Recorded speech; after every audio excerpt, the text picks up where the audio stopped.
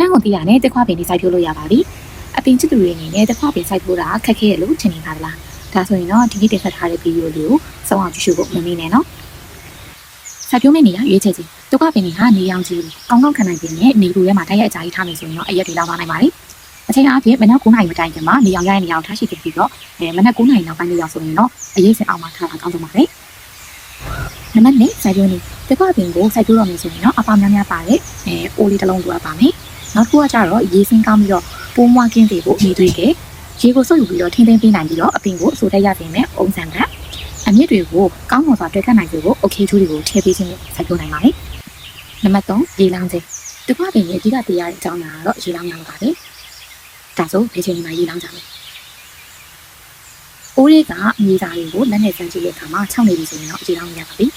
ပုံမှန်အားဖြင့်ရေကို2ရက်ဒါမှမဟုတ်3ရက်တစ်ချိန်လောင်းတာနဲ့လုံးဝပါတယ်နံပါတ်4အာဟာရကျွေးခြင်းကိုကပန်းမွေနေပြမှုအတွက်တာရှိကန်အာဇီမီယောစာကိုသုံးပြခြင်းနေဆိုရင်တော့ပထမအဆင့်မှာ NPK 20ပတ်လည်မီယောစာကိုသုံးပြပါတယ်အပင်ရလာတဲ့အခါအပင်ပန်းလာပြီဆိုရင်တော့ phosphate ပြင်းနေတဲ့ဆေးကိုပြောင်းလို့ရပါတယ်တတိပြရမယ့်အချက်ကတော့ဈေးကိုအညွှန်းပါအတိုင်းရေနဲ့ထော်ဆက်ပြီးအရွက်နဲ့အမြင့်တွေကိုတောင်းပေးနိုင်ပါတယ်ငါဒီဥဆိုင်မှုနဲ့ယောဂကပဲခြင်းအရွက်တွေဝါလာပြီဆိုရင်ကိုကနေပူလာလားဒါမှမဟုတ်ရေများနေလို့လားဆိုတာပြင်ဆင်ပေးဖို့လိုပါတယ်